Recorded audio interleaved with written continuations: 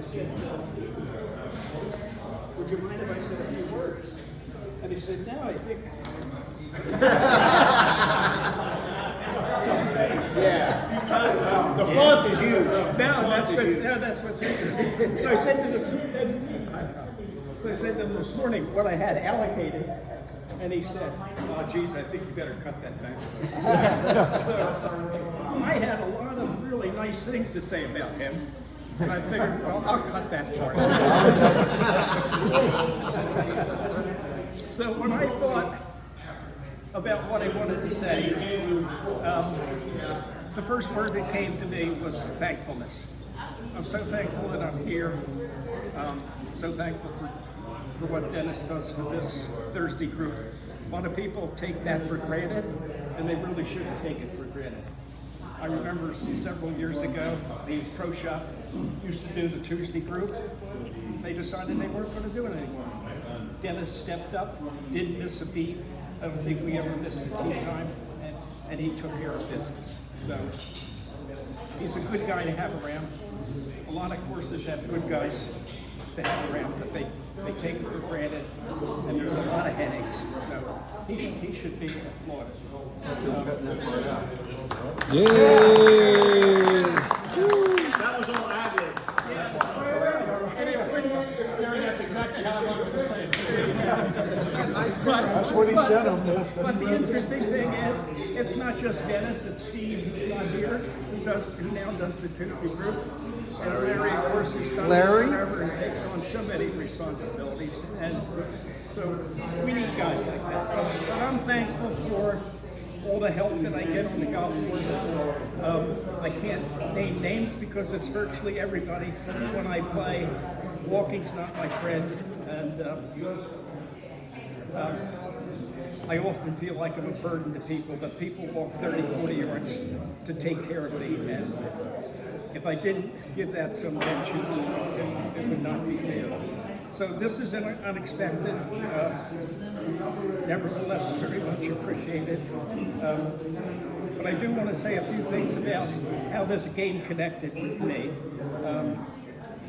I've been playing this game for 72 years. Quitting was not in my thoughts, but my health really does suck, and so resigning was kind of an emotional decision for me.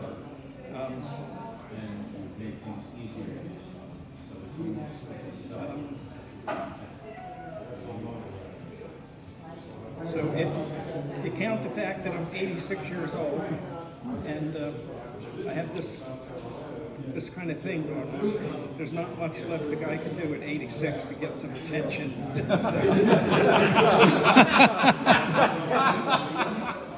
So this is as good as it gets, and I want to thank you for that. But I started playing golf when I was 14 years old. When you're 14 years old, you don't have the same mindset that you have now. And if you play 72 years, the big difference between 14 and now is hindsight. So at 14, you don't know, you don't have the maturity to think that you're going to meet so many great people on a golf course. You're going to go to places you didn't even know existed when you were 14. And when I look back on that, I had really quite a unique beginning. The first golf course I ever played in my life was Pine Valley. It is the number one golf course consistently in New Jersey, in the United States or the country, but sometimes even in the world. In fact, one time and the reason I played Pine Valley first was my dad was not a member. I was a caddy, and they had a Monday play policy. And one day, my friend says to me, "You know, you can play here on Mondays." And I said, "Yeah, I know." He said, "You want to play next Monday?" I said, "Well, I've never played." He said, "Well, that doesn't matter. You got to start from the I said, "Well, I don't have clubs." And he said, "Well, that's okay too. It'll be just the two of us will play out of my bag." So that was the first time I ever played golf. But I think by the fourth hole, I was totally hooked. That was it for me. So I go in the pro shop, pro there's named George Govan. He doesn't play golf. He makes clubs. And in the 50s, individuals made clubs. It was really interesting. I think there was maybe only Spalding and Wilson. And there was a lot of people who were club makers. His dad came over from Scotland, passed the trade down to him. And so I go in there. I said, Mr. Govan, I'm interested in buying some clubs. He says, well, I just got a trade in from Mr. So-and-so. You want to see him? So he shows me this set of clubs. He says, I throw in the bag, but I don't have one. So it was a 2-wood driver, a brassy, and a set of irons. So I said, well, how much? He said, $40. $40. So I said, geez, I don't have $40. I got to save up for it. He said, well, you have 10. I said, yeah, but not on me. He said, okay. You take the clubs, you bring back a $10 tree tomorrow, and pay me $5 a week. So I got my first clubs for $40. With the brass. $10 a week.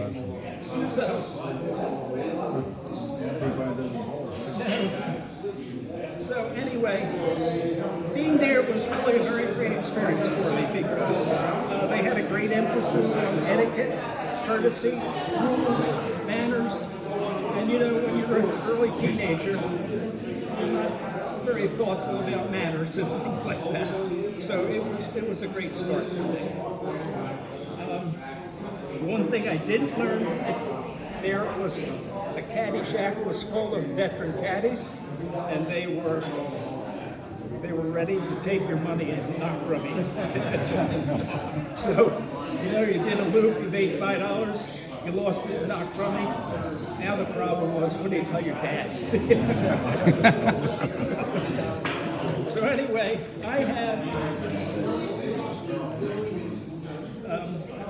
I've always enjoyed during that time how golf travels so well. I have played golf in Hawaii, California, Texas, Mississippi, Georgia, Alabama, Florida, South Carolina, North Carolina, Virginia, West Virginia, Maryland, Pennsylvania, New York, Massachusetts, Wisconsin, Illinois, Hawaii, Bermuda, Puerto Rico, Dominican Republic, Ireland, England, and Scotland. Oh, That's it? Yeah. Yeah. So I first came to the island in 1966, 57 years ago. And I knew right away it would be in my future. And when I did retire 27 years ago, I spent 15 years in Hong Kong, and now almost 12 here.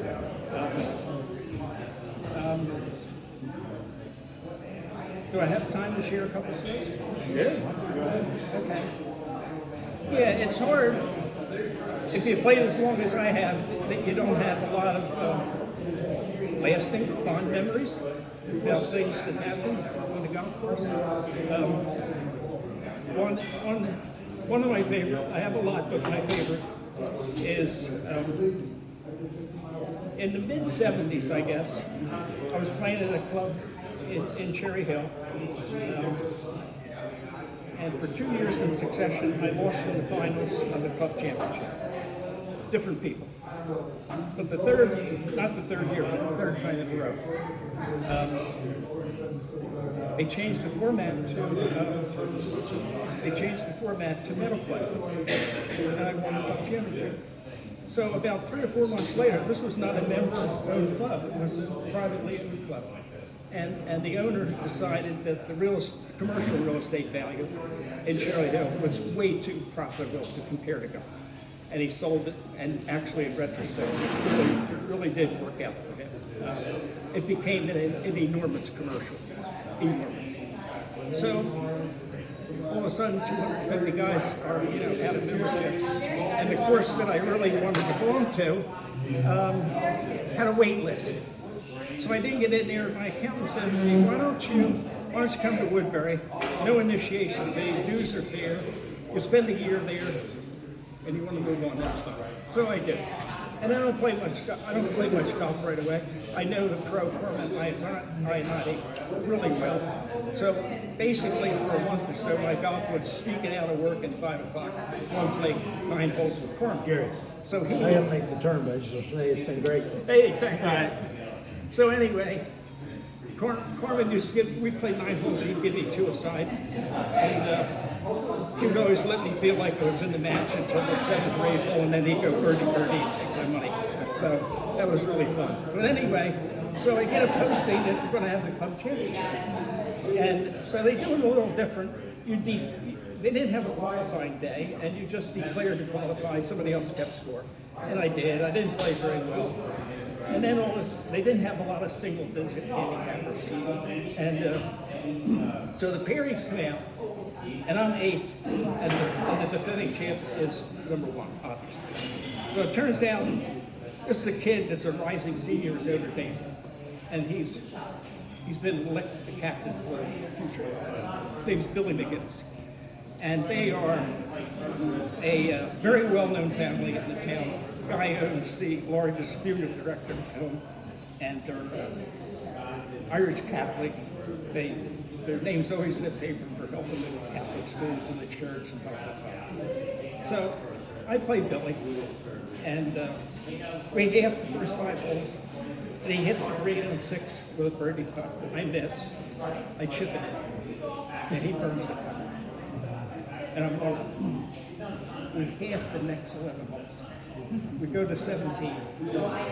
He hits a drive to the right, and I'm thinking it's okay. When I get out there, I'm thinking, geez, I don't know about this shots. I walk over the hook, and he's got these trees right in front of him. So he hits a this kid had all the shots. He hits a knockdown shot, it hits in front of the green, and goes over. And I hit it on the green, 2-putt and win. He didn't win a hole for me. I beat him 2-1, he did not win. He looks at me, walks away, never says, nice match, never shakes my hand, goes to his car, throws the clubs in the trunk, and I'm thinking, his dad's gonna kick his ass. So, how old were you then? 38 or 9. 38 or 9? Yeah. I gotta say, in retrospect, when I drove home, I'm thinking, this kid had length, all the shots, different nerves than me. It's the only day in existence I would have beat him. Or never, ever beat him again. It's the truth. What are you gonna do? So you played a few courses. What's your favorite? Pine Valley. Easily. Because you started there, or just loved the track? Can I tell you another Pine Valley story? I'm not going anywhere. Okay. I'll tell you another good Pine Valley story. I caddied there until, are we okay? Yeah. I caddied there until September 1955. And the member guest is held there the first week in September, right after Labor Day. And so 1955.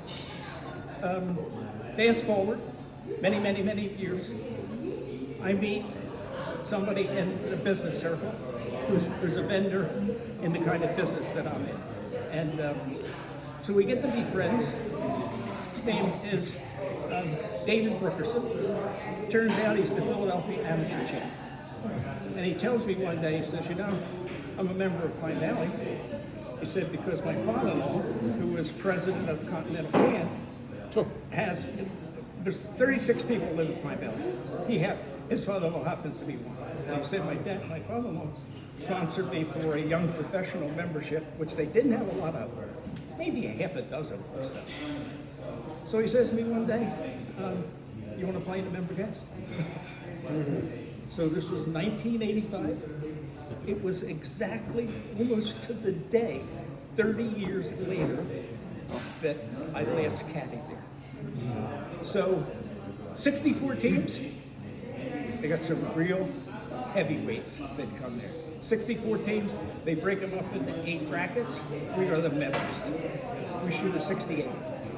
I helped David twice. But we were the medalists. We lost in the semifinals to Vinnie Giles, Oh, who Jesus. was at the time the U.S. amateur champion. Wow. And he didn't beat us much. He beat us 2-1. Wow. So, Great story. I can tell you Mike Fagan's story too. How low was your handicap at some point? 4, 4 is the lowest? How many holes? 5. Were you ever the club champion at Lone Cove? No, the senior club champion. Senior club champion, okay. That's your favorite course here, obviously. I love Long Cove. 4. Yeah, can I tell you Mike Fagan's story? Sure. Yeah. Is that how many people know Mike? Yeah, we know him. Yeah, Mike passed away kind of suddenly. He was a member? Really, Yeah. yeah, he was a really Lived here. important guy here. So I moved here in 2011. I don't know anybody. I knew Tony Berger and Gary Otto, and I only knew them from Interclub because I ran the Long Cove Interclub team for several years. So Gary was instrumental in it, and Tony Berger and I happened to play probably 2 or 3 times because we were here at Interclub. Gary was a pro here. Gary Otto was the pro, and He's now World Riverton. so I. Oh, is that the same? As I said, I didn't play much golf He because was a pro here. Yeah. we needed to do a lot of work in our house. So I moved here in like June or so. So in August, I get a phone call. This guy's on the phone. He says, "Hi, is this Gary Frank?" I said, "Yeah." He says, "You don't know me." He said, "My name's Mike Fagan." And said I was in the pro shop talking to Gary. I need a partner for the member. And I said, Gary said to call you. So I'm calling you. He said, I have one question. I said, what's that, Mike? He said, are you competitive? So I said, geez, I don't. He said, hold on. You can be honest with me. Are you competitive or are you not? He kind of scolded me. So I'm trying to figure out what the hell to say to him. He said, hey, I'll tell you what. I got a proposal. We'll go play 9 holes next week, and I'll decide. That's a good one. So here's the interesting thing. He's a 14, I'm a 7, and he's going to decide. So What did he decide? so we go out there, and we meet, we shake hands, first time we're meeting, we play 1, we play 2, we're on third tee. He says, he says, I think we got the makings of a team. He said, would you like to play? I said, yeah, that would be fun. So we tried. Guess who won? We did. We did. We won. I guess you were competitive. Yeah, yeah, that was good. That was good. That's a good story. Yeah, Mike. You had to love Mike because of the way he did things like that. Yeah. So you and Tony Berger? So Franks and Bergers, huh? you and Tony. That's a good team. Frankenberger. Okay. Thank you, everybody. Thank you so very much. Yeah.